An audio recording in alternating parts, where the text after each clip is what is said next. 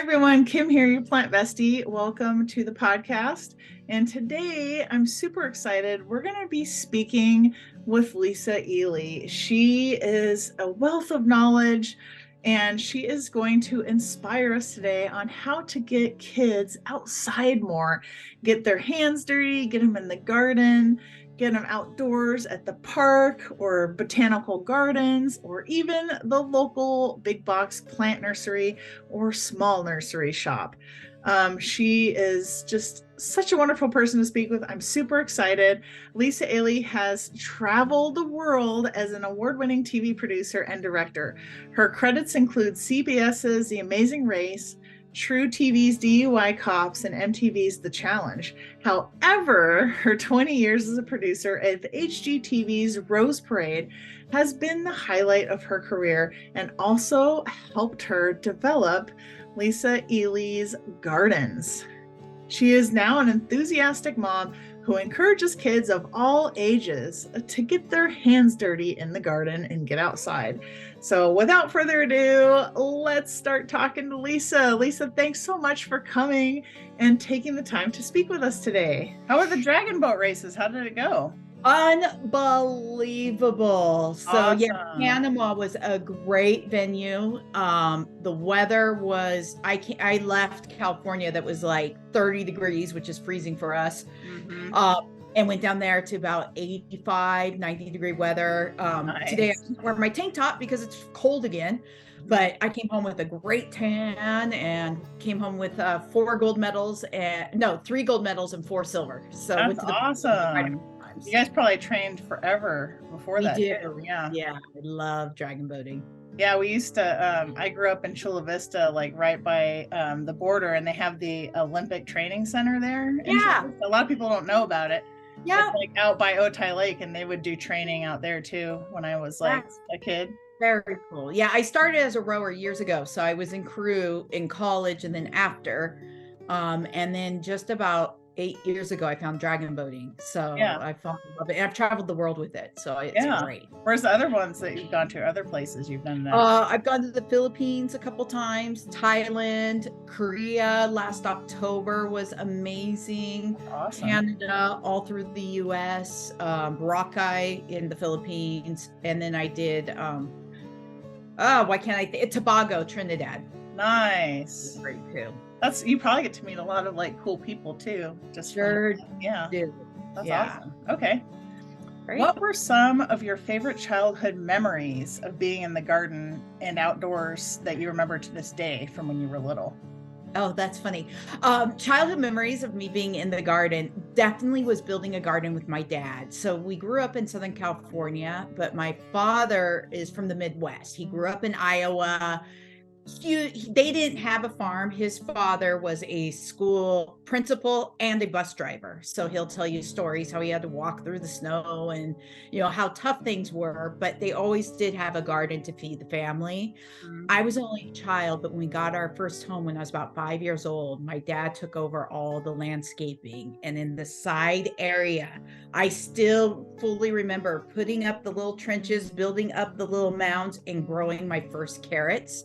To this day, growing carrots is by far my absolute favorite. And, I loved eating carrots. I loved having my hands dirty. I loved playing in the dirt. And I had parents that really encouraged me to play in the dirt.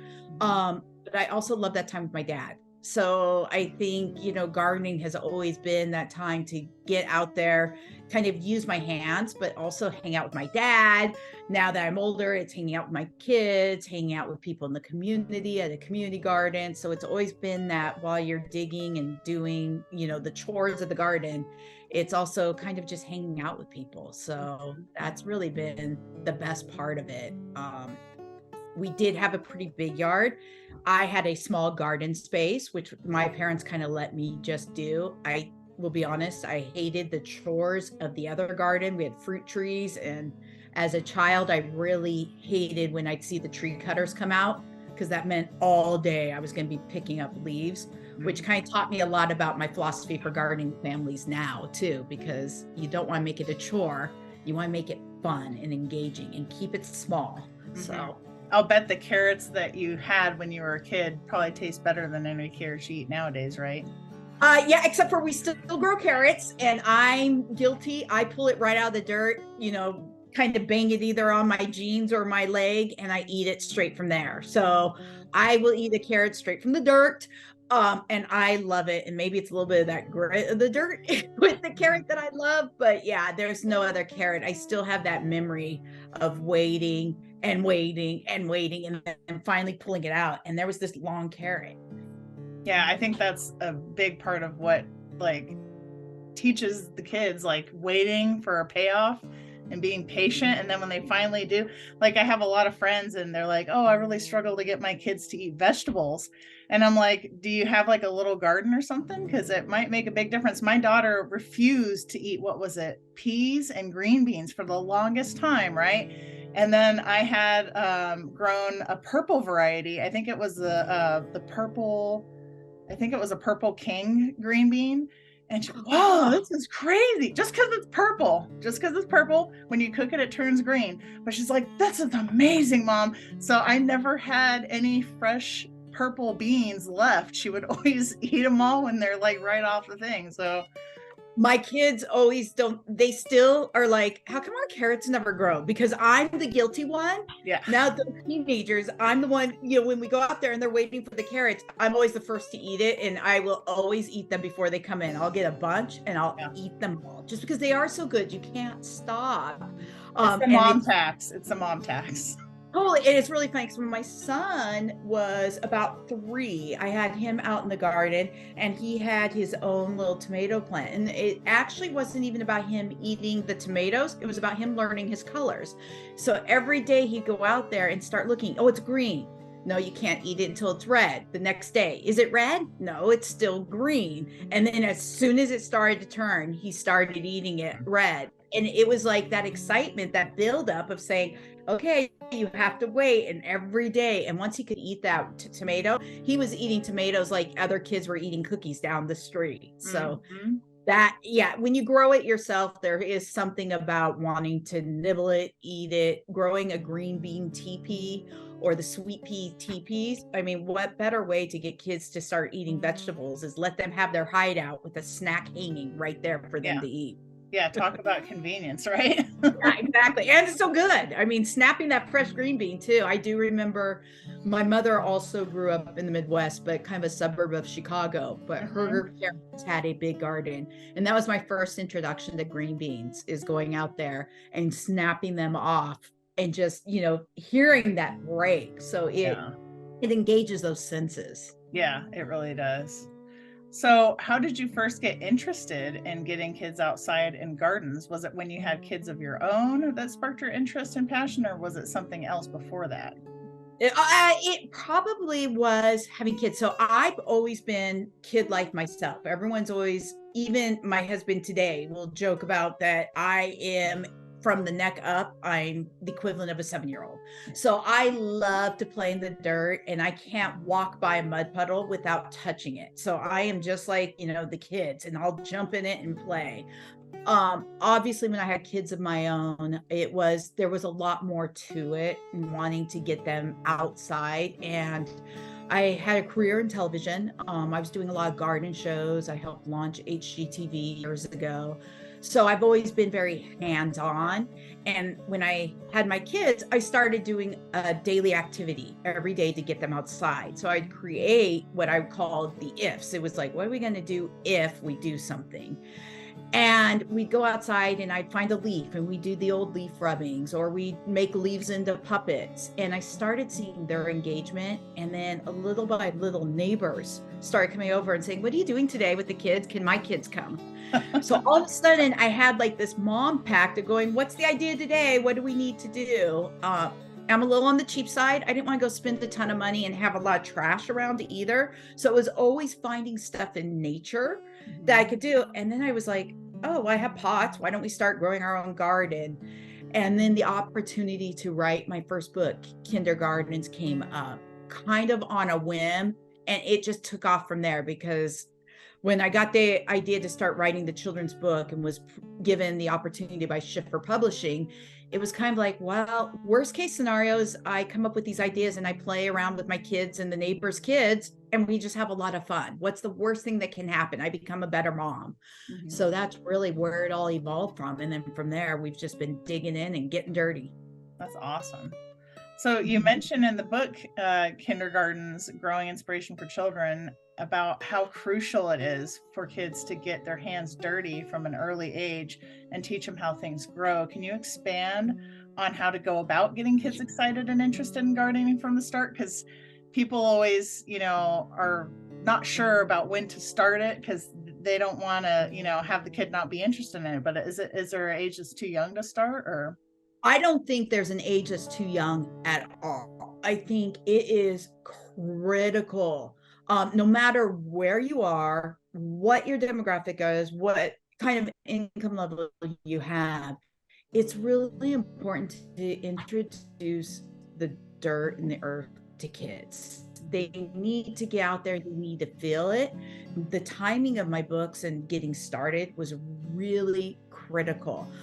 We had a time, this was pre-COVID, where like kindergartners, the teachers were having to wash everyone's hands with, I'm blanking out on the word. I don't even use it that often, but the sanitizers, which wasn't creating the microbes and the germs for kids. Now through COVID, we're almost seeing it be even worse. But I remember when I started writing kindergartens, I had a lot of people, even at the FCC, calling me saying, can you come up with ways to tell families not to have their kids wash their hands every day before a meal? Because kids weren't growing up with the germs they needed. They weren't being allowed to play in the dirt. I mean, how many times are we at the park and you see parents like, oh, stay out of the sand, you're going to bring sand in the house. Who cares? Just dump the sand before you go out there. I think there's so much convenience in life that kids aren't being introduced to how long it takes for something to grow, how nourishing that soil is and how important it is. So I think even more than when I was growing up, today's kids really need to be introduced to it.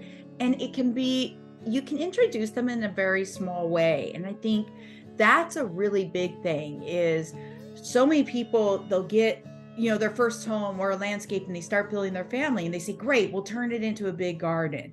Well, just like I mentioned earlier, I didn't want to do chores when I was, growing up. It made me not like the garden.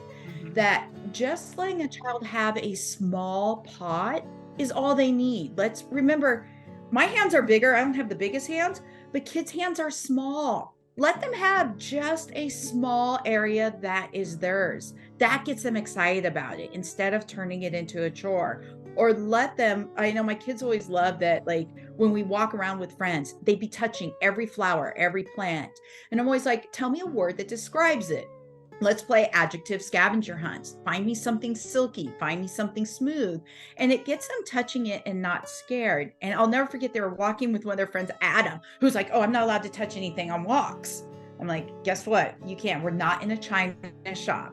This is a place that you're allowed to touch. So even when we go, I always made it an afternoon once a week to just go to my garden center, and we go play and find colors. And it's like, you can touch all the flowers. You can touch the plants. Guess what? They don't break. And if you happen to pull a leaf off, oh, well, it grows back. And that's the magic of gardening and plants. And kids loved it. I think just letting them do it is really important. The other thing is letting them make a mistake. So this is, since writing books, I've also helped grow quite a few school gardens. I've written a lot of garden curriculum.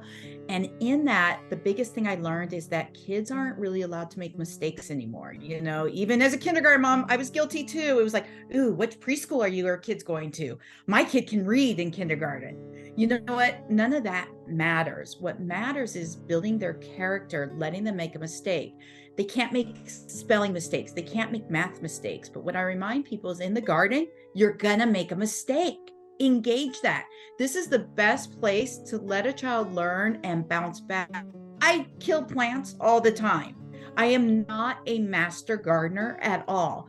But what happens when a tomato plant turns yellow, or I have aphids all over it, or it just goes, we go out there and go, oh, cool, we killed a plant. Sorry, plant, but let's dig in and figure out what we did to it. And that's really how we learn how plants grow, by making mistakes. Yeah. And it's now that my kids are teenagers, when they make a mistake, it's like, oh, they're like, oh, it's like the tomato plant, mom. I got to figure it out and fix it. So then you learn from that. And it's kind of fun. You'll never know. Sometimes you have my son always loved pulling out the weeds and then dissecting the weeds to figure out what made them grow. So we would do that with the dead plants too. It's like, oh, we didn't give it enough water. Or look at the bottom of the leaves. There are spots on it.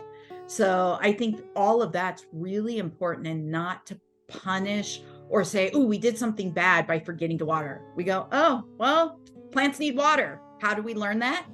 By watching it die, unfortunately. I know that's not like the master gardeners are all out there cringing right now, but it's also letting your kids plant what they want. My son also loved weeds.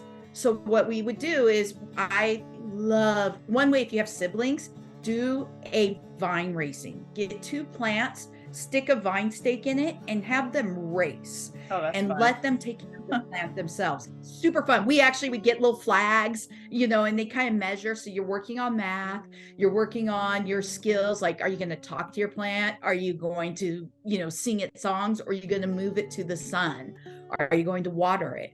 Well, my son would always get excited if a dandelion would pop up. Guess what, though? He'd have to learn that he would lose, because he would learn by not winning the vine race that weed that he loved to nurture would take the nutrients from the plant. So it was like, you know what? A weed is a plant. It's just not a plant we want there. But he's like, I love the weed. I don't want to pull it. All right. It's your garden space. Yeah. So I always think you don't think about all those lessons, like you're saying, that you can learn in the garden. I think people just are so centered on what they think a garden is, that you don't think about, like you're saying, the colors of the flowers and like having vines race. And I think I think as we grow up, it's really hard to not lose all that, Well, and we think about, you've put in the time that you want to be perfect. We live in a world of Pinterest. We live in a world of social media where everyone's comparing. Yeah. Well, take a step back. I think the greatest thing about having kids and gardening is trying to learn from them. When I first was pregnant, I remember thinking, I was scared to death. I was like, oh my goodness, what am I going to do? I don't know how to take care of a kid. I barely can keep plants alive. But my husband kept asking me, well, why are you excited? I'm like, because I get to see the world through a kid's eyes again. Like, we get to kind of be little again and see the fascination when a grasshopper jumps on you. You get to giggle with them. Instead of swishing it away, let's look at it. So when you take a step back and you go, you know what? I don't need to compete with anyone.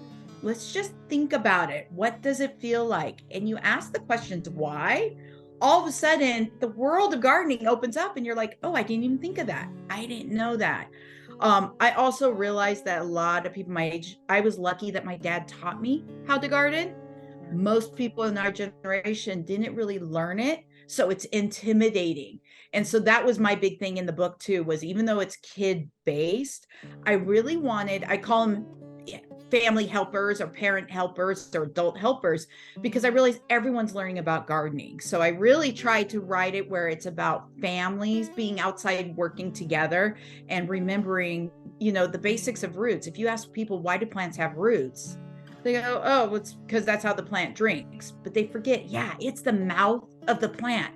That root is what absorbs that water. But it also helps the plant stand up.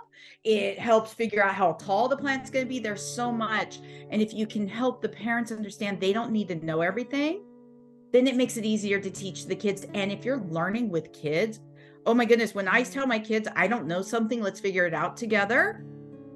Wow, you can bond so much more with your kids by not having to be the expert. Right. It takes a lot of pressure off. And the other thing too, that I garden with my kids all the time. I have a 1-year-old and a 4-year-old. And every time we're out in the garden, I just feel like you're so much in the present and you're so much more connected with yourself and nature and your children than being inside, because you're in the moment. Like, you don't really have control of what the wind is going to do, or if a bug's going to fly onto you or whatever. So it kind of opens up a lot of conversation that you might not have when you're in a controlled environment. So it's just a magical place to be for sure. Absolutely, absolutely. And like I said, even if someone doesn't have a garden, they've got a street they can walk on. So use someone else's garden, use someone else's landscaping to look at the leaves, look at flowers. There's really no excuse not to be out there gardening, even if you're not actually digging in the dirt. Right.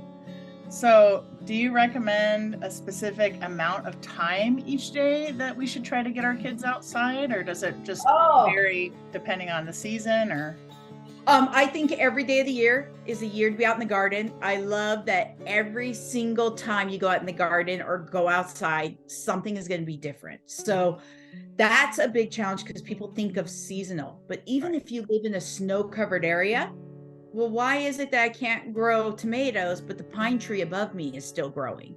What is it about the trunk of that tree? Let's think about what our tomato plant is so thin, but the trunk of that pine tree is so big. Why do you think that is? Well, just like I'm wearing a jacket today, the trunk of the tree protects it from the intense weather. So you can really talk about weather.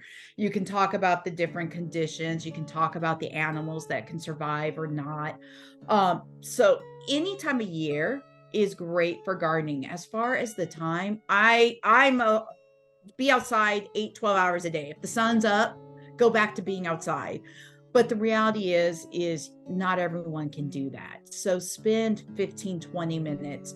I highly recommend, if you start gardening with kids, to only use a watering can to water the garden. Don't rely on sprinklers for their little plants, because at least they have to go outside and they start learning an idea of a schedule, going out there, checking their plant, watering it. So that gets them out there at least 5 minutes a day. I always try to, my kids also had cell phones, not until they were in high school. They were the last ones in school to do it, because I always said it was my job to know where you are. It's not your job to tell me where you are, when they would try to use the excuse of, well, I have to have the cell phone so you know when I'm walking home from school. I'm like, not your job. But if you're letting your kids be in front of a TV or, an electronic for 20 minutes, wow, shouldn't they be in front of the soil or outside playing for 20 minutes too? So I would do a 50-50 on average. And I think it's gone up, but when I first wrote the books, a lot of the studies were saying, the FDA was saying that kids under the age of 16 or 17 were spending 8 hours a day in front of electronics. But if you really think about it, we even spend that much time now with Zoom, now that schools are on computers. So I would highly recommend at least 20 to 30 minutes a day, if not more. I think you can't put a time limit. You can get out there, even if it's take your electronic outside, feel the winds. Chances are, if someone's sitting outside, even on their phone, at some point, they're going to hear a weird bird whistle and they're going to go explore and go, what is that? I know we have California quails that mate and they have their little babies outside. I can't tell you how many times my kids will be doing homework outside, and then all of a sudden I see they've jumped a wall and they're like chasing the birds, still as teenagers, to go, oh, I want to see the babies. Where are they? And now they're digging in plants and they're telling me all about the different things that are growing. Yeah, you gotta like encourage it, and by encouraging it, by putting them outside, you're encouraging it, and also like by having them water it, helps instill responsibility, and absolutely, you're creating habits. We worry as parents about what we're feeding them. You're creating habits for healthy eating. We're creating habits for sitting up straight, putting your back up. Why not create a habit of being outside playing in the dirt rather than being on, especially at the earlier the age, the more important it is to get them out there feeling comfortable with them. Textures can be scary for some. The dirt is a weird texture. Some people don't like wetness. Some people don't like the dry. Some people are scared of the worms. But the more you educate and the more you get them comfortable with it, the more they're aware of it. I live in an area where rattlesnakes are out there. So when I was sending my kids out to go play out in the different areas, I also made sure I educated on what a rattlesnake looked like at a young age. I was like, you need to be aware of what to touch, what not to touch. But I don't want you scared that just because you're outside, a rattlesnake's going to come. Chances are they might, but a rattlesnake could also be in my front yard, or, front entry. if it slithers in the door. So yeah, and it allows them to have confidence too when if you're one of those helicopter parents that is so terrified of letting them, go off, they're not going to explore and discover on their own, which is like so key. But by giving them the information they need so that they can be safe, it just opens up a lot of doors for them. Because I feel like if I'm up in my 4-year-old's business all the time, they can't really make those connections on their own, My kids always walked home from elementary school, and I'd let them, I have a nice safe path for them, but my neighbors were like, oh my goodness, how are you letting them walk home? I'm like, well, first of all, I moved somewhere so they could walk. I thought that was really important, but I knew about the timing, and I wanted them to learn that independence. It was in a safe area. And now my kids are teenagers. Both of them have traveled the world. They both have gone to Japan without me. They have this very great confidence in them that they can get around. And I think that starts from just that little bit. If you can let them in the backyard alone for 10 minutes, then you let 15 minutes, and then they learn that comfortable. You also start trusting your parenting instincts. I don't have to be a helicopter or be so scared that they're going to eat the wrong berry, because they've grown up learning, what a strawberry looks like, what a tomato looks like. The red tiny berries that we don't know what those are, we don't eat them.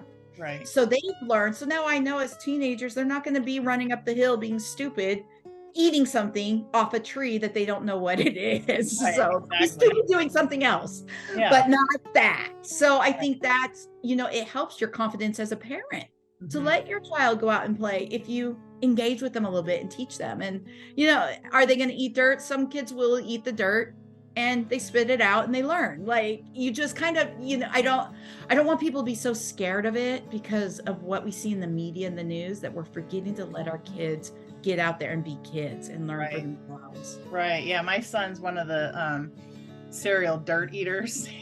Like, I literally made him a pot because he'll constantly get into my potted plants at my front door. So I have a sacrificial pot of dirt next to my plants with a shovel in it. And I'm like, here you go. And like, he loves to play in it and eat it. So for his first birthday back in March, we just made him one of those mud pies where you take the pudding and the Oreos and the worms.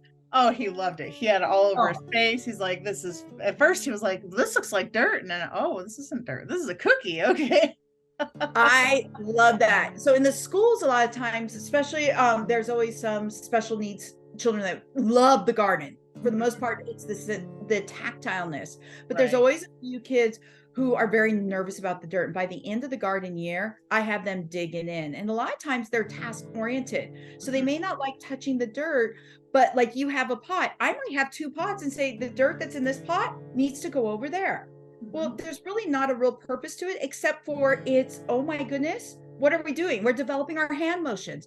Kids don't get to learn writing anymore because everything's done on the computer. So just digging a hole with a hand shovel is going to do so much for children in the future, especially if they want to be in athletics or they want to even work at a computer for a long time. My children, when they were in 5th and 6th grade, I would go volunteer in a classroom. And I was shocked at how many kids don't know how to use scissors because they're sharp. It's like, wait a minute, we're developing kids who aren't able to cut with scissors. It's a basic tool. It's a basic tool, but they're not learning that because they're not digging in the dirt. Just the finger strength alone for digging a hole. My favorite tool in the garden is my hands. Every kid I ever work with knows I don't wear gloves. I love the feeling. But if a child doesn't like having that feel of the wet dirt, gloves are fine. But I'm a big, just get your fingernails dirty. We're all washable. That's the best manicure. Dirty. Exactly. I have learned, my daughter did teach me. She learned later in life from someone that, I think she was at the garden center talking about how she didn't like the dirt in her fingernails. And someone had taught her that, there's a trick that if you just take a bar of soap and run it on your fingernails before you go into the garden, it puts that little soapy wax inside your fingernails, and then it keeps the dirt from getting in there. So every time she goes to the garden now, she just takes a scratch and soap. All our soap looks like some weird animals clawing at it. But then that helped her. So she was like, okay, I'll go dig in the dirt because it's not inside her pretty nails. Right. That's awesome. That's a really good idea. I might pass that on to my gardening group. We have our meeting next Monday, so that might be a good hack to share with everyone that has the manicure. That is the other great hack if you're nervous about like I get covered in the dirt. My husband's like, oh my goodness, please at least hose off before you come in the house. We keep all of our plastic bags right by the doors, and I always have to cover my shoes or cover my socks or feet and hands with 4 big plastic bags to go to the shower. So I don't go tracking dirt in the house. And if you have kids that you're trying to encourage to play in the mud, that's a great tool, especially if they have to go to the bathroom really quick and you're like, oh no. And that might be a reason why you don't want them playing in the dirt, because you don't want it in the house. I'm not a fan of dirt in my house. I love mud and dirt inside my house. It does not belong unless it's in a pot. So we have bags everywhere, and now kids are grown up. They don't need them, but I do. So I always walk around with little, the grocery bags on my hands as I go to the bathroom. So yeah, it's that's a great idea, though, especially if it's a muddy day and they're outside and they have to go to the bathroom. Yeah, definitely. Awesome. Okay. So I've heard that your family motto, this fits in with what we just said, is we're washable. We're washable. Can you tell us more about what it means and how important the motto is for your family and why it should be a motto for other families? We're washable came out of necessity. So I was always let's go get in a mud fight. I'm the first, like the other day, even I was bored and I had a water gun, and my daughter was upstairs in her room doing homework, and I went and shot her in the house with the water gun. So I'm always like, let's play. If you're walking by me and I have a mud pie, your son and I would love each other, because I have no problem throwing it at you. Oh, yeah. So I love the splat of it. But I've always encouraged, whether it's finger painting, whether you're doing mud painting, whether we're, dancing with seeds and we're making a mess with glue, whatever it is, we're washable. Well, in 2nd grade, my daughter went to school and they did finger painting. Well, she came home covered in paint. I was like, well, that was a great day of art at school. Pinned to her was a note from her teacher saying, Miss Ely, I'm really sorry that Cam came home covered in paint. I'll try to keep an eye on it next time. I try not to let them paint themselves. And I was like, so I just sent that note back saying, she's washable. Everything about her is washable, including her clothes. Thank you for encouraging art. And it was this, it was just that ta-da moment. And it was like, I just embraced, we're washable. So every time the kids, if they want to dress up to go gardening, great, we're washable. When it's a rainy day and there's a mud puddle and we drive by it and we decide to go play in it, we're washable. So I think, if anything, that motto evolved and it took stress off the kids. Mm-hmm. It completely took the stress off them. If they happened to be walking home on a rainy day and they wanted to jump in the puddle, they knew they would never get in trouble for having dirt on their pants. Mm-hmm. Now they know to be appropriate, just like, foul language or words, like sometimes it can be used if it's the right place, but you have to be aware of who's around you. Right. They always learned that you can't just go splashing puddles at other people or, digging through the dirt. But if we're in our garden, you want to dig like a dog one day, and then the next day we're digging like a mouse would dig. And then the next day we're digging, like maybe a giraffe would have to. It's okay if you make a big mess, as long as you clean it up. So the word we're washable has always been a great philosophy. And I think it's simple. And what's the worst thing that's going to happen? Your favorite dress might not get washed out. Mm-hmm. All right, we'll go get another one at some point. It's not the end of the world. And I think that we're washable just means everything. Yeah, that's it. If any parent especially gets anything out of this talk, that should be it. Because society, like you said, Pinterest and Instagram, they put so much pressure on perfection, and the kids are all clean. They're in these beautiful, clothes that are never messy. And I don't know, I can't tell you how many times my daughter, she's in the princess stage right now, goes out in her white princess dress to play in the garden. It doesn't faze me at all, but it's so funny if I have a mom friend over, oh my God, do you see what she's wearing out there? Put her in something else that's dirty. I'm like, you know what? It really doesn't bother me when they get dirty, because then I know they're having fun and they're learning. And it's a comfort level. I love wearing flannel and bling. Thank goodness my mom embraces my wanting to wear big necklaces in the garden. And I think I got that from my mom. But most people be like, oh, you can't wear your jewelry out there. I'm like, I still like to look girly. I love the bling while I'm playing in the garden. So that's always been my thing. And I think it's just about what you're comfortable with. If I admit I'll wear a lot of like banana costumes, or I love dressing up. And so I'll go outside and walk around the street in my dinosaur, those blow up dinosaurs, just to see people laugh. But I'm comfortable with that. But if I want to dig in the garden in that too, I'm going to. And kids especially, sometimes clothes don't fit them right. Sometimes they love being in that imaginary world. If that's what they want to wear to the garden and get dirty, so be it. Like you said, at least they're having fun. They're being creative. Right. And trying, I've seen so many people try to force their kids into a certain outfit that just for some reason doesn't fit them comfortably. Mm-hmm. Use that as a learning tool. When we start teaching kids about plants, it's like, why are we moving a small plant into a bigger plant? Well, just like you didn't fit in those shoes that were too tight, this pot is too tight. Right. So you start kind of using everything that they're going through with the gardening too. Yeah, the garden can be an analogy for life. Like, it's so true. Oh, absolutely. It really is. Yeah, when I'm out there gardening, I'll have out there watering, especially because it's so meditative. You're not having to use your brain a lot, like when you're planting or transplanting. When I'm just watering them, I just have constant epiphanies. I'm like, oh yeah, this is really similar to life right here, Absolutely. So, I turn watering into a game. I always use my squirt gun for watering too. With the that's kids. Fun. Yeah, I can squirt you as long as I water the plant first. Right. Or sponge tag. We'll do a lot of sponge tag when you're teaching kids in the summer about watering. I have a sponge tag. If you've never played, it's just taking a sponge, putting it in a bucket, and then throwing it at someone. So it's like a sponge that splats on them. It's pretty fun, and then they get to be it. But before you can throw the sponge, you have to go water a plant. So we're not wasting water. We're still watering our plants, but we're turning what most people would think of as a chore into a fun game. Mm-hmm. So, and that's a really important way. You asked earlier about how you get kids into the garden, how to get them engaged.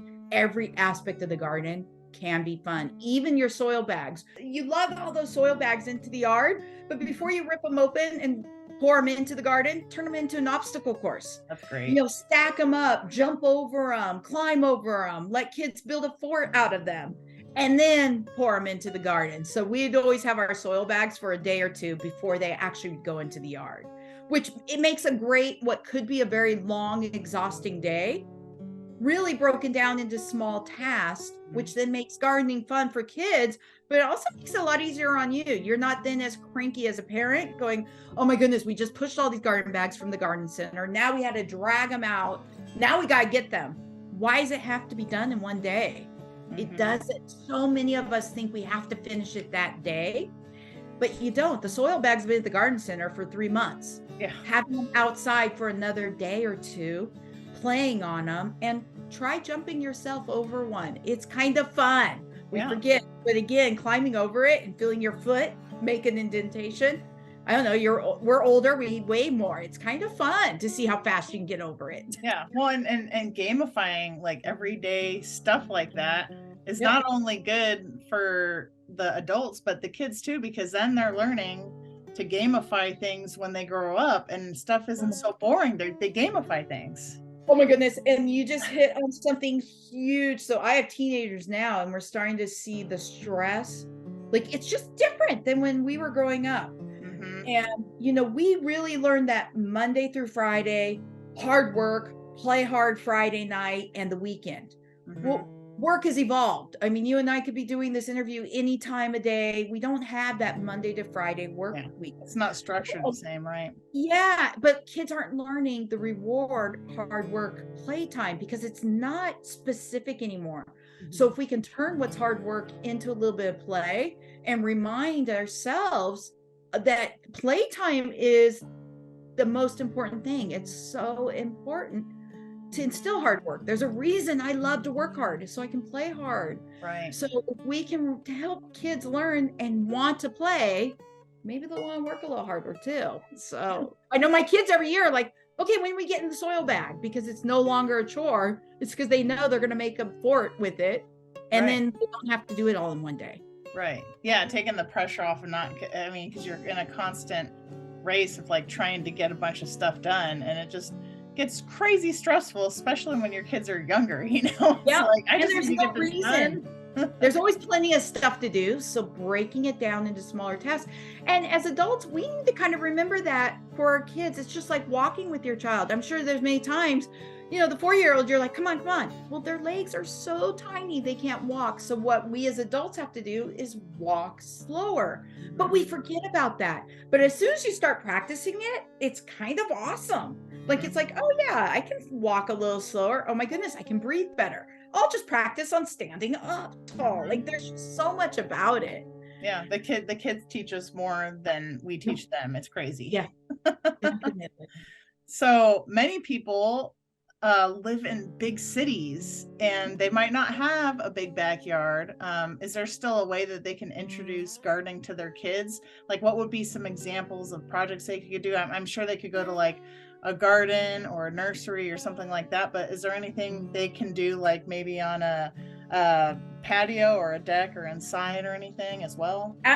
Absolutely. The first thing I would say is just explore the community. So I love garden centers. One of my favorite games at a garden center is to go find plants named after animals, or go find a plant that has the same letters in your name. So you're learning all your kind of the ABCs or colors, but also learning about plants. So when you send a kid off in a nursery, you're watching them obviously, but go find something with the name of an animal. Wait, what? Oh, go find, there's something called a kangaroo paw. Have you seen that? What do you think it's going to look like? And they go, what? All of a sudden you've brought them in. So you have them hooked. If you tell them there's a panda plant, or, there's pork and beans, whatever it is, and you help them go find it, that is engaging. Or go get color chips. This is one of my favorite games, especially for big city, still wanting a garden living, is go to the paint chips section where you get all those paint sample colors. I call them my hip pocket games, but I always have a handful of them in my bag. And whether it's my kids or someone else's kid, I have them nearby. And if I'm outside and someone's getting a little restless, I'll pull one out and say, hey, can you find something match this color perfectly while we're on our walk? And all of a sudden now there's a task at hand. So they're walking around with a pink chip, putting it to every single flower. That's a really fun way to help them get closer to plants, because when you are, putting that paint chip right next to a flower, you're smelling it, you're touching it, you're seeing it. As far as garden planting, it's my absolute favorite. And I really think whether you have a very small balcony, a kitchen counter with a little sunlight, or a big, huge garden, the smaller the better. So using a small pot, I think recycling or upcycling one of your kids' toys is the best thing to use for a planter. My kids had one of those very small little cheapy wagons that has, the really small wheels. That worked perfect for a little garden. We put soil in it, some radish seeds, and they used to like walk it around to where the sun was every That's couple so cute. hours. So it was the mobile garden, but they were responsible for it. Radish seeds are by far the best thing you can start with, because they are going to sprout so quickly no matter where you are. The radish seed is a magic friend. Or start with a little succulent or something that's already grown, depending on the ages. Usually even before age 4 or 5, kids don't have a sense of time. Starting the garden from seeds isn't the smartest, because they don't really understand. It makes sense to us. The sun has to hit it, or maybe it doesn't because we're still learning gardening, but it's the whole process of how a plant grows takes time. So that's why I always had that little idea to get them in the garden while seeds are growing. Go write your name in mud, go write the letter L in the soil next to where the seed is. So they go out there without disturbing the seed. However, before they're 5-ish, maybe that, 2 to 4 age range, I think it's actually best to let them go pick a little plant from the nursery and actually squeeze the roots, take a look at the roots when you pull it out of the pot, and have the plant already growing. I think that's something, because they don't understand the amount of time it takes. But as they start getting older, then they start going, oh yeah, I want to learn from a seed. And they start watching, mark it down on a calendar, have them make hash marks, have them put pebbles next to the ground, how many little pieces of gravel. is there until they see their first leaf sprout up. So there's always ways to get them engaged still, but smaller the better. Upcycling an old ball, turning it into a planter, using a gumball machine, something that's a little bit unique rather than just a terracotta pot is always a fun one. Yeah, and it's like they're learning, but they don't even know they're learning because exactly. it's fun doing it. Yep. And I always love, if they're doing something, have them do it in 2 or 3 locations. If you are starting from a seed, you get a small little, this is an old, just a candle, but I could turn this into a little planter. But imagine if I had 3 of these and we put one in my closet, one outside, and then one in the kitchen. And now you're watching 3 plants, and now it's kind of like that racing, but why is it the one in the closet's not growing at all? So that helps them. And then they start seeing that difference, because the one outside is going to grow as long as there's water. Or have them have 3 next to each other, small little pots. One doesn't get water, one gets way too much water, and one gets what they think is just right. So that's always a good way. So you might have a small area, but 3 Dixie cups, or small paper cups. Yeah. Just 1 seed each, and you've got a garden. It doesn't have to be big. Yeah, it doesn't have to be extraordinarily huge. Just something really small can teach a lot of stuff. It's crazy. Absolutely. Yeah. So they can do little projects like that. Do you have any tips on what could be done seasonally? Because seasonally would affect it as well. Spring and summer are easy, but what about fall and winter for getting kids outside? We do a lot of studying of leaves during the fall and winter. In my region, in Southern California, I have a Mediterranean climate. So I love fall gardening is by far my favorite, but I'm a very leafy vegetable gal, and my favorite flower is a broccoli. So I get to grow my favorite vegetable as well, the broccoli, well, besides carrots, in the fall season. So I love the fall season. It's shocking how much can be grown in the fall season. But you can always do an indoor garden too. So in the winter, it's kind of fun to have them sketch out. You can start planning your garden for the spring. So one thing to do is to start visiting garden centers and looking at seeds, kind of figuring out, well, when we have the summer or when the spring starts coming, what do you want to grow? So put some time out for that. Go outside, look at the leaves, what is growing. I do a lot of leaf activities. I'll do a lot of artwork. Let's make an elephant today out of leaves we find and kind of sketch them out. Or I love taking like baby pictures of them and then telling them, okay, dress yourself as a ballerina with the leaves.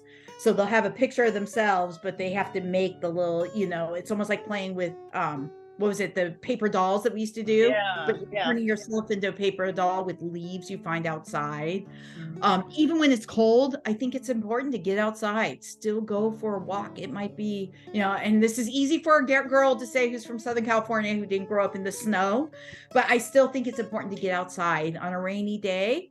Just because it's raining, kind of like I'm washable. What's going to happen if I get wet? Nothing. It's okay. You want to teach your kids how to dress properly for the different weather, how to do things properly. Hiding inside just because it's raining doesn't help them for later in life. They go, oh my goodness, I'm so scared of my kids being like, oh, it's a rainy day, I have to call in sick. No, you don't. I mean, it's Southern California, it rains here, and people are like, is school happening? Well, of course it is. It's just rain. It's just water. Exactly. So I think going outside, I think also cooking with seasonal plants is a really great thing. So if you can't garden outside, you are always going to find vegetables at the grocery store. So that's my other place. I love garden centers, but I love going to the grocery store. So going to the grocery store is also a great option. When you can't be outside gardening, why not go pick a garden at the grocery store? You might want to taste something that you might want to put in the garden next year. So you start planning. I always love, and my kids to this day, they'll see something they've never had before. And it's like, okay, here's a new something. Can I get it? Of course, you can get something that you've never tried before. So I would challenge them, go find one piece of fruit or one vegetable that you've never had before. We'll take it home. I typically would get 2. So, whatever it is, if it's a rhubarb or, some type of weird beet, we'd always get one so we can try it raw. And then we get one that we can try cooked. But that engages the gardening because all this comes from the garden. Mhm. So that's a really great thing to do during season. Well, and they Yeah. learn seasonality too, because we're so in the world we're in now, you can get most stuff Yeah. all of the year because it's shipped from all over the world. But I think by teaching them about seasonality and what actually grows in your area at certain times of the year. Like my daughter all winter long was like, why don't we have any berries on our bushes? And I said, well, it's winter time and we get frost and snow here in the winter because we're in middle Tennessee. And I was like, berry season is in the spring and early summer. Oh, but she's like, well, how come there's always strawberries and blueberries and blackberries at the store? And I said, because they're not from our area, they're from somewhere else. Oh, so yeah, Well, and shopping totally. Yeah, absolutely. it's great because a lot of them too, if you're not buying the organics, it will say from Ecuador, Mhm. from what part of the Philippines or whatever. So now you're really learning, you're expanding your global gardening. It's all over and there's so much to learn. It's like we could go on and on and on how exciting it is. And my daughter was a journalist. My son not so much, but my daughter would totally journal at the grocery store, even going, okay, these tomatoes, she draw pictures of things or invent something. If it's snowing outside and you have nothing in your cupboards to explore with, why not challenge them? If you were going to create that berry that could grow in the snow right now, what would it look like? Mm-hmm. You'd be amazed at the fun garden plants. And then when someone invents one, you go, well, how are you going to market it? So now you've got a week or 2 weeks worth of lessons, that they're creating themselves in the off season, and they're creating their own plant, and it's so much fun. How many kids would like develop the bubble gum tomato that squeezes out dollar bills? I love it. Yeah, it's like parents when you're trying to have teaching moments, there's so many times where you hit a roadblock or you hit a question you don't know an answer to, or you hit something that's so complex at their age they might not get it. But like you're saying, if you just like kind of gamify it and get to another level, then turn it on them. Learning never ends. Yep. What if you could create what you're asking about? How would you do it? Oh, and kids, and then they don't want it. We forget that 3-year-olds, 4-year-olds, 7-year-olds, they're all developmentally different. So you have to really, the one thing I always did was take a deep breath, and I always think about myself at that age. And I have a 16-year-old daughter now, and that scares me because I always take the deep breath and think about, okay, when I was 16, what was I doing? So you really have to think back. I even would call my mom. Thankfully, my parents are pretty close with me still, and I'm able to call and say, hey, when I was 5 years old and we were in the garden doing the carrots, help me remember what I was like. Oh yeah, you would just terrorize and I'd have to go in and replant after you. Oh, you did? Yeah, of course. You were 5 years old. You wanted to touch everything. Oh, okay. So, if you have those moments and you go, okay, that is developmentally right, it helps you step back. You're not failing as a parent, and your child's not failing because they want to touch everything and rip it apart. Mm-hmm. So you just have to think of what you were like at that age and then try to remember. They don't want to know everything. They just want to know one thing and then move on. Right. Right. And that's important too, is keep it short.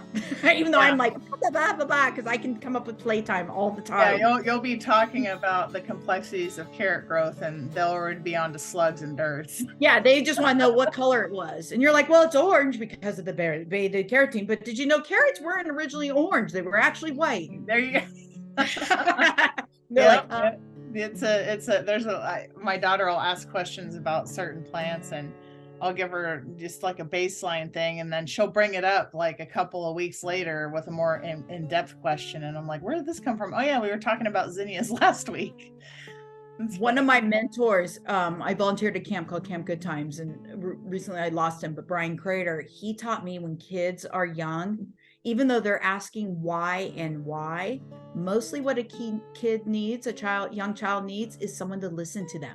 Mm-hmm. So we don't understand a word they're saying when they're talking about the zinnia, and then all of a sudden the worm wiggled through, but then a bug grabbed it, and then I saw the plant, and we're like, wait, what? Explain to me. Honestly, he taught me, especially at that age 4 to 7 or 8, don't always have to understand. He taught me as an adult and a parent, don't always have to understand, just listen. Right. And it was the best advice ever, because now that I have a 16-year-old, I have a child who will come and talk to me. knowing I'm not going to judge, I'm not going to correct, and I'm just going to listen. So I think that was a really great thing when I'm in the garden with my little kids, and even when I'm at a school. Like when I have a kindergartner want to tell me about their garden, most of the time we don't have time to listen anymore. So when I'm like, more, their faces bright up. So if you ask your child, why do you think the worm feels that way? If you ask why, kids are like, oh my goodness, you want my opinion? They love, and they'll tell you some story and you'll be like, that's totally wrong, but okay, I understand why you think that. And if you can just let go of being right sometimes too, it's really important. I mean, I don't teach false science, but I do love to hear the ideas, and I love to just hear the little kids' voices talk. Yeah, that's awesome. That's great. So for parents that didn't grow up gardening, I had that luxury, but for parents that didn't grow up gardening, but they want to change and introduce their children into gardening and plants and what kind of, things that they missed out on when they were kids and they want to give to them.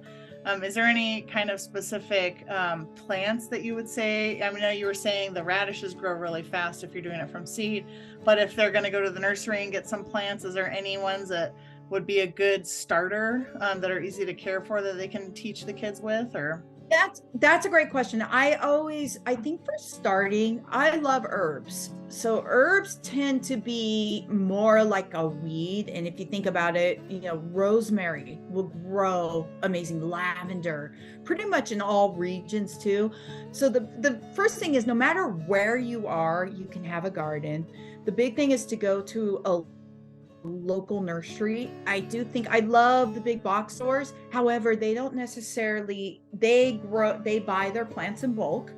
And unless you really know what can grow in your area, they may not be the best place. So find a local nursery, make friends with the person in the garden center. If you go to someone who's got the hose watering, you say, wow, this nursery looks amazing. I promise you they are going to want to talk about all the plants, because that is their garden in a local nursery.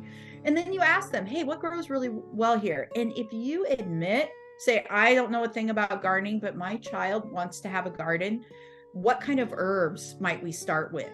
That's usually a great thing, because their root systems are a little bit hardier. Herbs tend to grow a little bit more like a weed, I think. So they don't die out as easily. They don't need as much care. And I also love the herbs because not only do they have taste, but when you touch the leaves, you can smell them. So you can see the transformation of the plant as it grows. A lot of times they'll flower and they'll bloom, but starting still small. If you're just starting, don't overwhelm. I know a lot of people will start from buying like clearance plants or from the dollar stores. Those aren't the best. You do want to be successful, just like you want your child to be successful. So going to that mom and pop nursery or local nursery, spending an extra $1 on a little plant is going to be better. Now, I go to the dollar store all the time, but I understand I can look at the roots and the leaves and go, oh yeah, it doesn't have enough of this type of fertilizer, or it needs more of this. And I can bring those plants to life. Chances are when most kids get those and they get them home, or a new person, a parent trying, it kills their energy for growing because that plant dies pretty quickly. Mm-hmm. The other big thing, and I don't have a small plant in front of me, but when you get your plant from the nurseries, the biggest tip I have for people is, just like you try on clothes, when you have your plant in the pot, it's okay to lift it up and look underneath that pot. Mm-hmm. Number one tip is, don't buy a plant if the roots are growing out of the hole. A lot of times people never look at that, but when you're at a nursery and if the roots are coming out of the holes, that's a no-go, because chances are the roots don't have enough water and nutrients. They've died out. So that plant's going to be a lot harder to get alive. Mm-hmm. And when you pull the stem out and you get to look, and I love this, one of my favorite things is pulling that plant out and looking at the roots. I'm like, oh my goodness, the world of plants. Every single root system looks different. Mm-hmm. But you want to find a little plant that you can see the white roots. If the roots are white, that's going to be better for you to start with. In the summer and spring, I do think the vegetables are great. I think lettuce in the fall and winter is an awesome plant. Leafy plants that can grow and regrow. Most lettuce, if you get a leafy, like a romaine or a butterhead, you don't have to, pull off the big iceberg head. You can just, grow what you want to eat. Spinach, that's a really good plant to start with. In the summertime, tomatoes are always fun. The one thing I avoid doing, I know one thing we all, as new gardeners, especially our parents, will find that tomato plant that already has the blooms on it. No. I tend to not buy those, and I tell people not to buy them because it's almost like it's been a forced bloom in the greenhouse. So a lot of times it will look exciting, but then it's not going to give you the excitement of watching something bloom. So, but tomatoes are usually pretty good too. You may or may not get a bunch of fruit in the area, but the tomato plant itself is fun to watch grow. Yeah, that's a good tip to pull out and look at the roots, because I one thing I always tell my daughter when we go to nurseries all the time, and she'll say to me, "Mom, can we go look at plants? Can we go to the nursery?" She'll even name the specific nurseries. That's how much of a plant nerd she already is at the age of 4. I love that.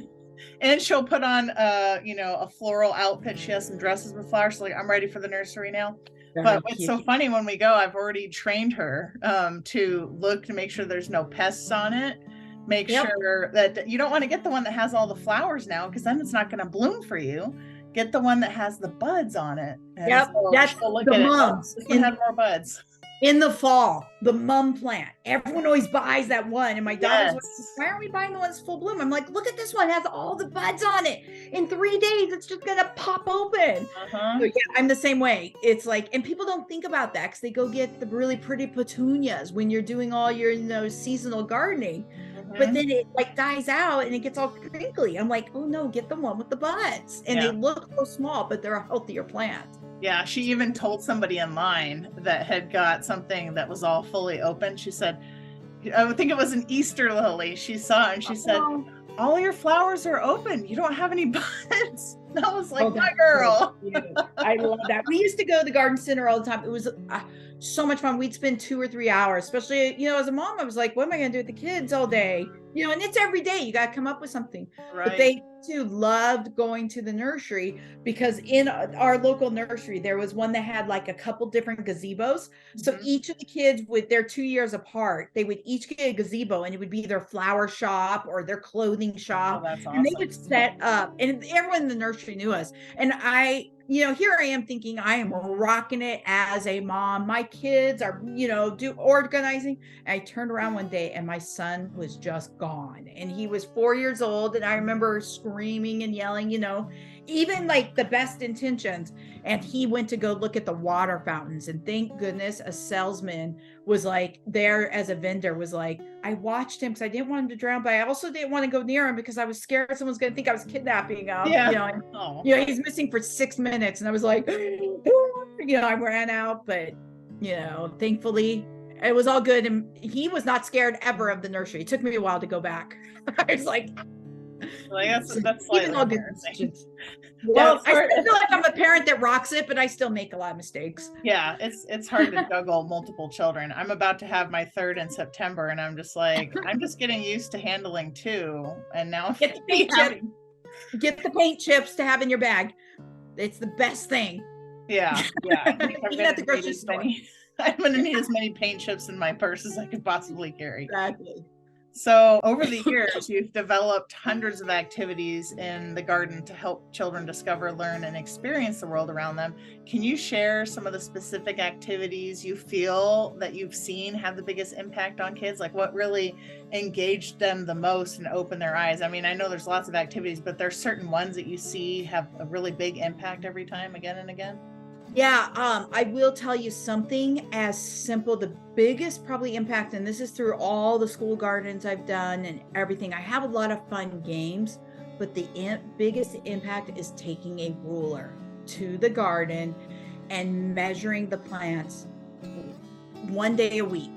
So going on a Monday and measuring a leaf on the plant, and then realizing, or the stem of a plant as it's growing.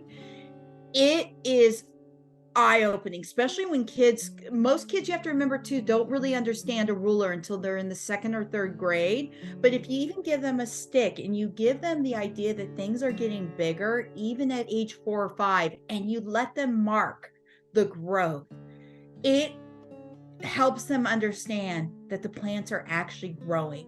We sit there and say we have to be patient. Watching plants grow is a process. But when you actually give them the activity with a ruler and they get to go see, or what the kids always love is when you're in the garden and you say, go find me a leaf that is 2 inches. Okay. Or go find me a leaf the same size as my finger.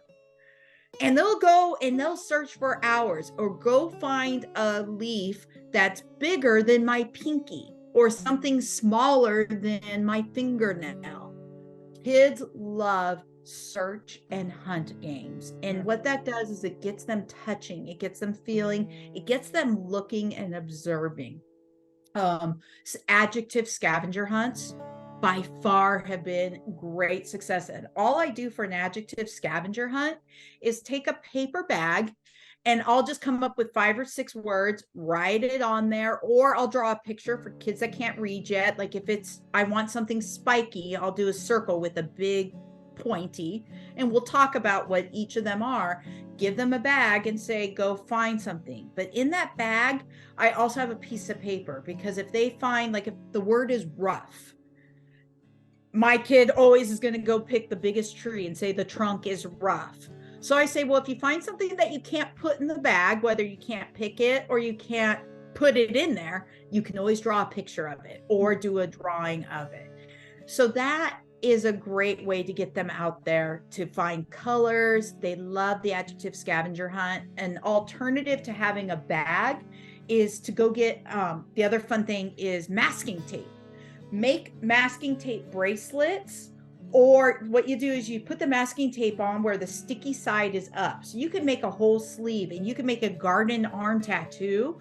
Have your masking tape cover the arm and have them go find things and make a whole art piece out of the garden. Now, they don't have to pick things. They can find leaves that have fallen off a tree.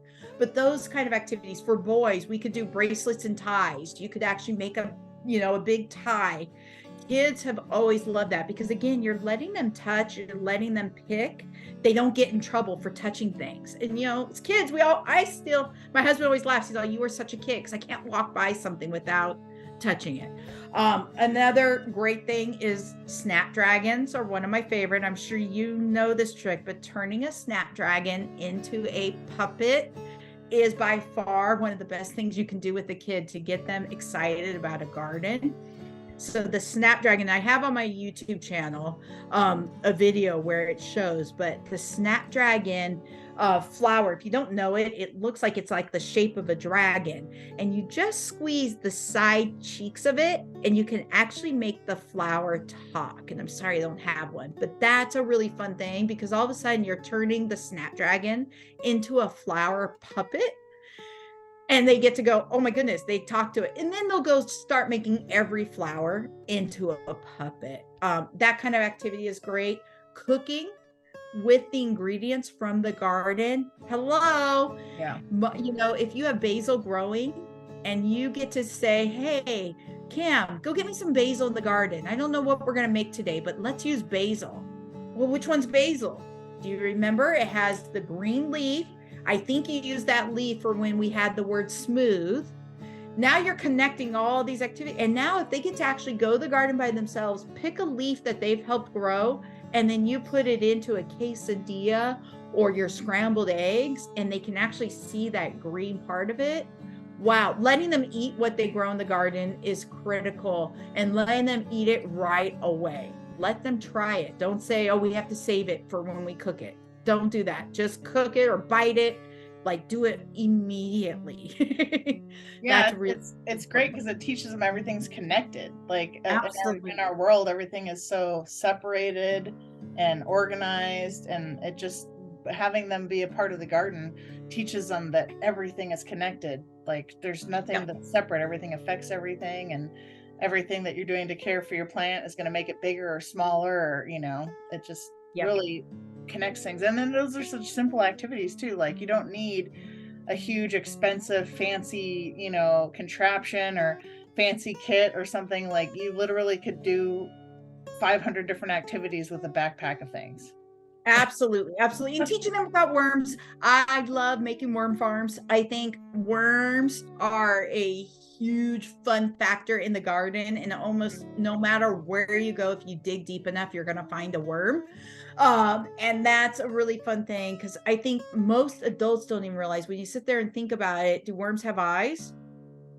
Most adults don't know, but they do not, because then you tell your kids, or you yourself go, yeah, if I'm a worm, what's everything look like? There's dirt. Well, can you imagine if we opened our eyes under dirt, what would happen? So hello, there's the connection of why worms don't have eyes, is because they would, how are they supposed, they don't have arms, so how are they going to get the dirt out of their eyes? So if you really try to put things into simple terms, that helps. And as an adult, we forget about the simplicity of that stuff. Mm-hmm. Yeah, they'll ask a really easy question and you're like, I don't really know. Let's Google it. I'm not Totally. sure. Totally. And finding simple answers is important. Mm-hmm. So cool. Okay. So you mentioned, and your book mentions tons of ideas and projects to get outside, but can you name a few of your favorite ideas that you've seen work really good for groups of kids? Like anybody that runs a homeschool co-op, or anybody that has a daycare, or anybody that has multiple kids over at the house. I know a lot of times at our house we'll have a bunch of kids here at the same time. So is there any activities that kind of work better in a group setting instead of just having them do stuff by themselves in the garden? Absolutely. Any of those. I mean, obviously the adjective scavenger hunt is a great thing, because then you do show and tell afterwards. Mm-hmm. So you bring everyone back. And even if you only have one child or you've got 6, you always want to get them talking about what they just found or why they did that. I mean, and the answers will always be amazing, and they'll melt your heart when you hear their reason for picking something, especially when it doesn't make sense for you. But as far as if you have an actual garden, like a school garden, one of my favorite gardens is a school garden that is literally like a 10 by 20 plot, and I had K through 6th grade running through this garden. Teaching kids about community gardens is a really great thing, because at least in California, I'm not sure about the rest of the country, but 2nd grade curriculum is always about community. So a garden is a great way to teach about community. So I never let kids have their own little area if we're doing it in groups.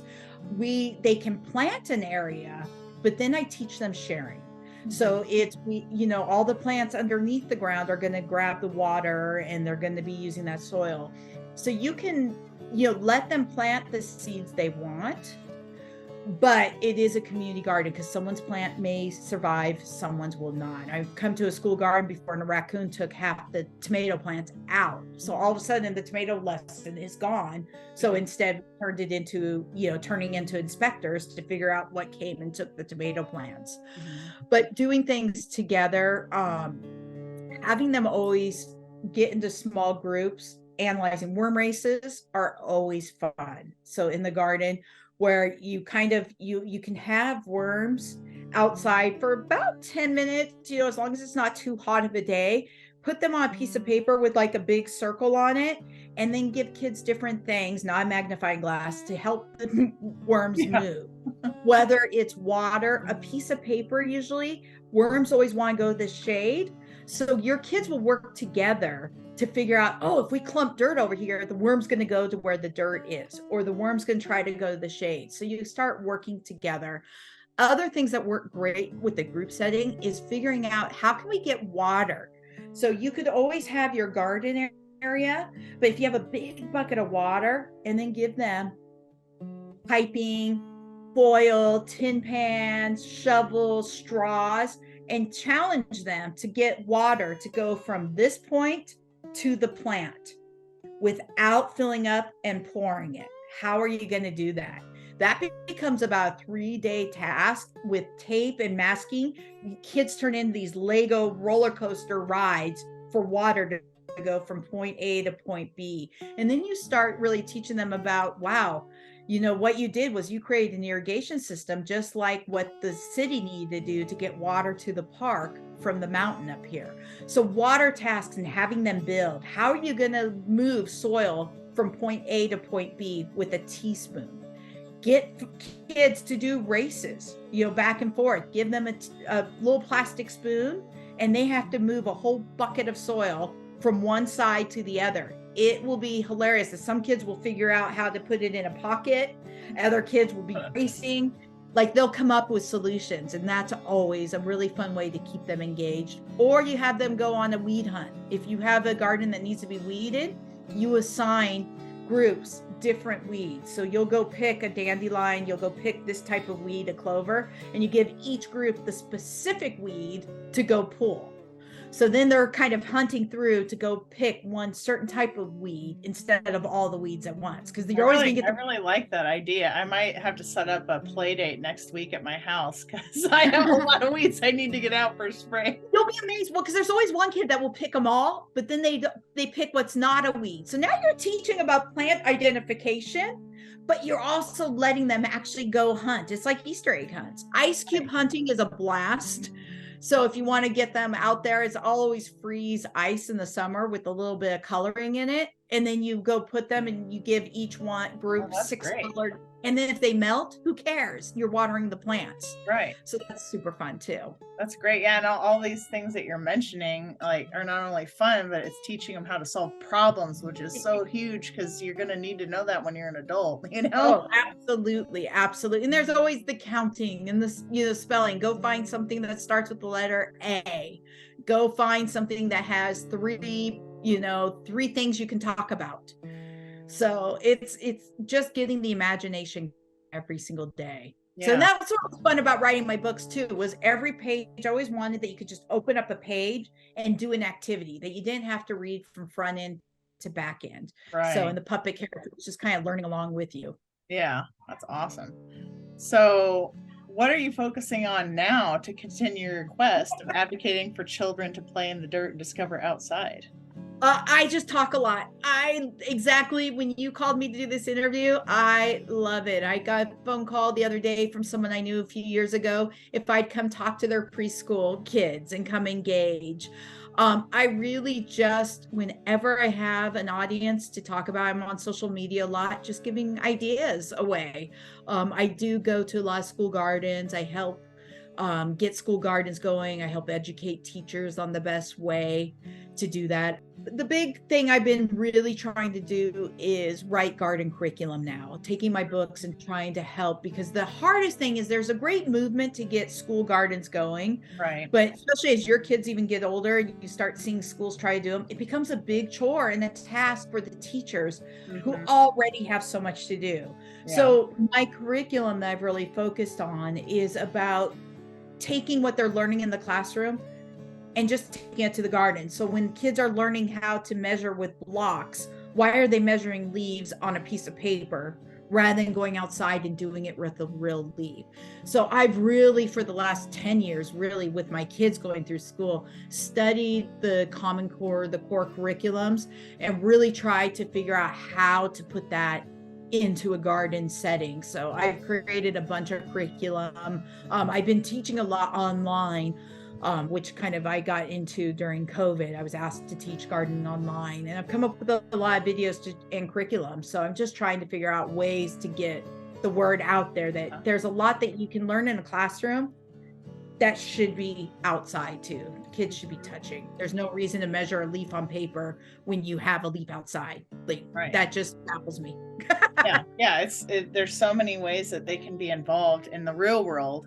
Yeah. Outside. But it's also, and I get, for teachers, they have so many things they have to check off the list that their idea of saying, oh, I have to think about going outside is really challenging. So I've tried to really engage and use teachers to help me get this where it's not extra work, because a garden in school often becomes extra work. I really work to like the second grade curriculum of city. Well, doing a community gardening at a school goes right into that curriculum. And instead of sketching out a community garden on paper, you're just doing it in real life. Right. So that's where it's been really successful and how I've gotten some of these gardens built. Yeah, and all these times and instances when you're able to get your word out, there's always that one person that might hear it that'll be a complete game changer for their kids, which is great, especially now with COVID that had happened. Like, there's so many more parents that are homeschooling now, Oh my and goodness, yes. they are just completely overwhelmed and don't know. I mean, even for younger kids, there's not a whole lot of hours in the day at school that they're like doing actual learning. It's more play and social engagement. So a lot of your ideas would just be perfect to help them, because it's just like they just don't have any idea where to start or what to do. I think that's the biggest thing. I think when I first found out I was pregnant, I was scared, and like everyone going, and I never dreamt of being a parent. I didn't grow up having names for my kids, and having my kids has been the best thing ever. And I really, really decided I had my career, but being a parent is number one. I really, even though they're in public schools, I want them to learn from me. My husband and I are their number one teachers, and I wanted them to learn everything from building their character to their ABCs to their math to their way of thinking about money and their food choices. And thankfully, I think we've done a really good job, and my brain is still going. And if there's a way I can share a little bit of what I've learned, and I'm still learning. So every time I'm able to give to someone, I'm taking from someone else. So I'm selfishly, trying to learn from everyone. So, the only thing I can do is pay it forward. So I love, and I love kids. I love their giggles. I love their laughs. We had an instance when I remember I was at the park one day and there was giant mud puddles. And my kids looked at me, and my daughter was very fancy dressed. She had on a jacket from her grandmother, like a fake suede jacket, her hat on. She looked very fancy. And she looked at that mud puddle. Both my kids had their hands on. We were holding them. We were going to my husband's softball game. I'll never forget. And this mud puddle just called to us. And it was like, oh yeah, we're going in. And it's the funniest video now. But we jumped in. And all three of us were laughing and get covered. My daughter fell over, and my son had to copy her.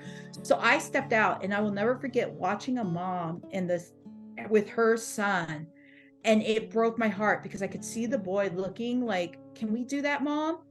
And she like gave me the most judgmental look, like, no, that's so dirty. But that's her son. And they probably, who knows where they were going, and they didn't have the time. And I get that it's scary to jump into mud puddles, but you could see his face was like, why can't I do that? As she tugged him away. And I always want my kids to jump in. I wanted them to always jump in, and that's always been important for me. Yeah, that bit of curiosity and like wonder gets like squashed, and if that happens a lot of times, it shouldn't die when they're a kid, like it's already got a high likelihood of dying when you become an adult, and that same thing happened to me recently. I took my kid to the library because they had science day, and they had the guy come in and do the really fun science experiments and everything. And there were these two boys that were super excited about it, and they wanted to go up and be a part of the science thing. But I guess the librarians were taking pictures to put on social media, and the mom didn't want the kids to be on social media. She said, no, you can't go up there. And it's like, they're never going to have this chance again. Like, just let them go up and, like... That breaks my heart too. And the library should have said, yeah, it's either everyone does it or the library should have just split it off, because I get there's always privacy stuff. So it's like, let the kids. And the younger one had like a tear in his eye and was like, oh, it's just a shame, because he was so excited about it and so engaged and on his toes and just, Well, and I think it's really important for parents to get engaged, not only to learn how to garden and do things, but also realize how much science and math is there. And this is me putting my parent hat on now. And what I don't like, in California, when my kids were growing, science wasn't a mandatory curriculum. Thankfully, it's back in. But my kids in school never participated in a science fair. Wow. That I will never forget. Like, I was like, wait, why aren't we having science fairs? Because I remember making an electromagnet, and I remember making a battery with a lemon when I was with my dad helping me, but I loved science fairs. And that's where I learned about hypothesis. I learned So I think the garden, every single year we did home science fairs. And it was like, and I invited the neighbors. I did a community science fair. I was like, okay, if we're not doing it in the schools, we can't forget how important it is to teach our kids to question and think about things. But I can guarantee that half the kids in the school district that my kids grew up in don't even understand what a science fair project is or what it is to make a hypothesis, because it wasn't mandatory to teach. Thankfully, there are some really good teachers that teach the sciences still, but that breaks my heart. And I assumed everything was being taught that I was taught, Right. but it's not. And so you have to really engage, whether you're assigned to homeschool or you're with a public school or a private school. Don't just assume because someone has a teacher label on that they are teaching what you think your kids need to know. We have to be responsible for teaching it for our kids. So, and there's so much you can do at the end of the workday or on the weekends. You do have time if you make it, Yep. Well, and that's what gardening taught me about being a parent, was how to help play and teach with my kids and ask questions. Like I said, I am not a master gardener at all. All these games and activities came up because I was out there asking questions. When my son was like, how's the plant grow? I don't know. I mean, my dad, I had a garden, but I didn't understand condensation. Everything I've learned with all of my kids and all the kids in the community as we continue to kind of create the curriculum. Yeah, that's all. And all those kids in your neighborhood that got to learn with you, it's probably something that'll stick with them forever. I know at our home, we happen to have 7 huge silver maple trees in our backyard, which is great because it gets hotter than Hades and humid in the summer in the South. Not anything like Southern California where I'm from. I was born and raised in Chula Vista, so it's completely different here. But we love the trees, but we couldn't put a vegetable garden back there, so we ended up having to put it in the front yard.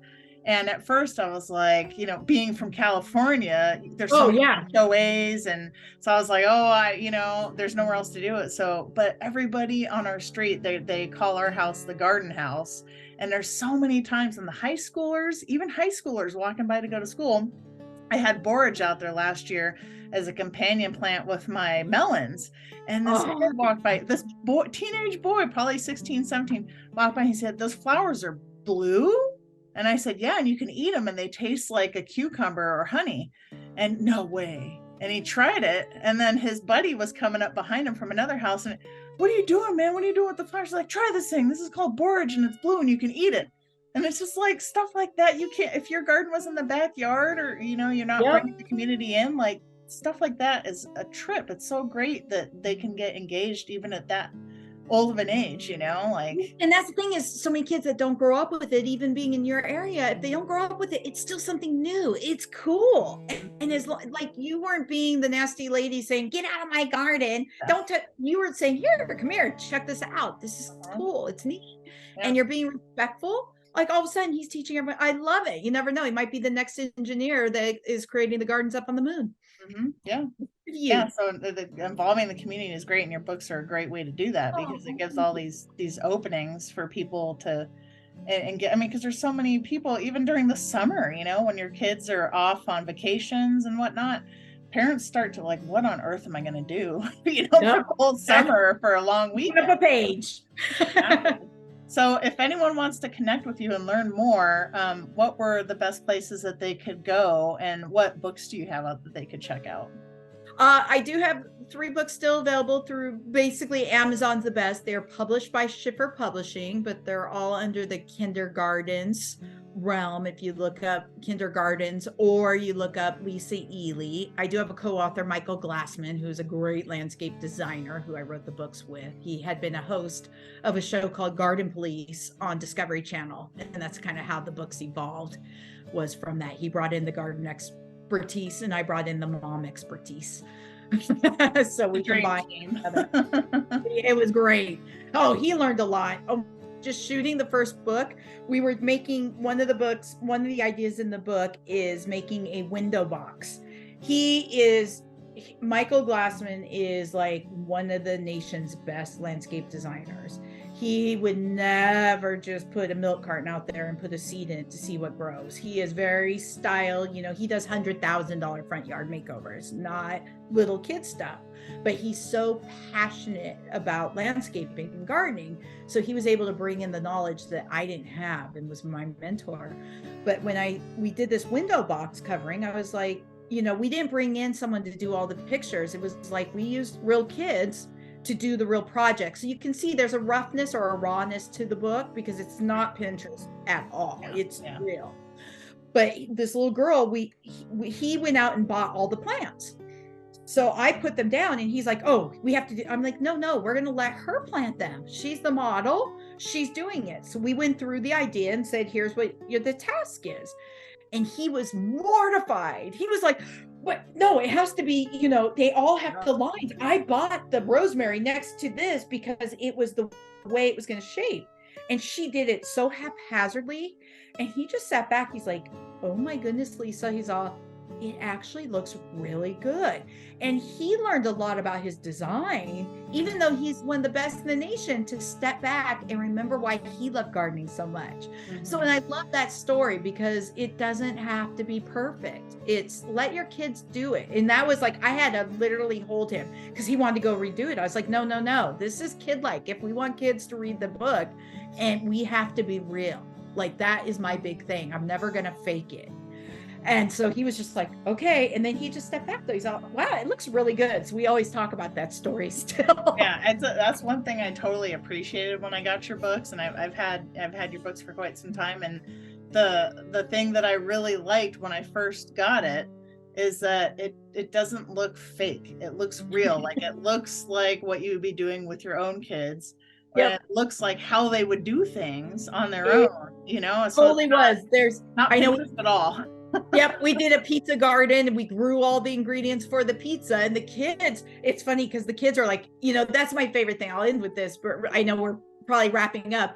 But one thing you can always ask kids is, how many of you like tomatoes? Yeah, tomatoes are good. Okay, how many of you like pizza? Oh, I do. How many like spaghetti? I do. You're eating tomatoes. What you need to learn, what tomato are they talking about? And kids will be like, what? I'm like, what tomato are you talking about? Because there's 10,000 tomatoes. So next time someone asks you if you like zucchini, say, well, can you be specific? What type of zucchini are you talking about? So if you let kids be a little smarty, it's really fun. And I always tell kids too, like when we're growing at the garden, like with your school ops, if you're teaching a bunch of kids and you want to teach them carrots or radishes, say, here, I got a trick for you. When you go home today, ask your parent if you can eat roots for dinner. And they'll be like, what? Ask if you can eat roots. And they're going to be like, what do you mean? No. And I'm like, I can guarantee your parents are going to say no. And then you get to, as a child, you get to say, well, then I don't have to eat my carrots. And your parents are going to go, what? I'm like, because most adults don't know that radishes and carrots are actually the root of the plant. And right there, if you tell them that they can go eat roots for dinner, they're a gardener for life. Like, it's hilarious because they get to go be smarter than their parents. And most parents will call me going, I didn't know. What do you mean that's the root? That's not white. I'm like, well, it's root vegetable. And then I know in the first book, we really differentiate all the different types of vegetables. So that's great. It's fun. So you give them a little authority to have a little sass. That's awesome. I love, that's fantastic. Well, this has been a really awesome conversation. I've learned a ton, and I know there are so many other parents and teachers and people that work at daycares and churches. There's so many other people that could benefit from hearing this stuff because it's not as complex as Pinterest or Instagram would make it to be. Like, you can get kids out in the garden in such an easy way. And I think the number one thing I'm taking from this, which I hope everybody else does, is to just gamify things and make it fun, because we've lost that as adults sometimes. Yep. And we have to fight hard to get it back. But our kids, or kids that we're having an influence on, haven't lost that. They're immersed in that like excitement of learning and discovering. And I think your books really help to like show people how to do that. And the tips you gave today just can really open up a lot of doors. And it might be that one missing link that a parent or a caretaker needed to give their kids to completely change their life. So it was really awesome speaking with you. I appreciate it. Yay, thank you. Thank you. And I am happy if, you know, some of your fans and friends go over to Facebook. So if I talked about, I have a few of the books that we can give away. So when they go over for those bonus questions. Yeah. And checking out your YouTube too. You have lots of really great videos on gardening and stuff like that too. Yeah. Yeah. It's all free. I know. It's awesome. That's the best way. Yay, let me know. It, right? Yep. It totally is. And start small and be washable. Exactly. Thanks so much, Lisa. Thank you. It was fun. Right. Bye. So that wraps up the podcast questions that we are asking today. But there are 3 more bonus questions that we're going to be posting only on our private Facebook group, Plant Besties. So if you want to check those out, Lisa gets into a little bit more depth about what she has seen, the positive benefits of her children that she's raised outdoors and in the garden, and kind of what she's seen develop in their personalities and temperaments over the years. And it's a really great thing to listen to if you yourself have kids or grandkids, to give hope for the future and to inspire you. So if you want to listen to that part of the interview, those bonus questions, go ahead to the comments below or the blurb where we have all the information on the show notes, and go ahead and click the link to go to our private Facebook group, Plant Besties. And in there, you'll find the interview with Lisa and the bonus questions that we ask her. If you enjoyed this interview, be sure to like the video and subscribe to my channel. And if there is anybody in the plant industry or anybody in the garden industry or home decor space that you would love us to talk to, put it in the comments below and we'll try reaching out to them. And maybe in a future episode, we can talk with them. Or if you yourself think you'd be a great fit for the podcast, be sure to comment below and let us know. Thanks so much. Until next time, take care. Bye.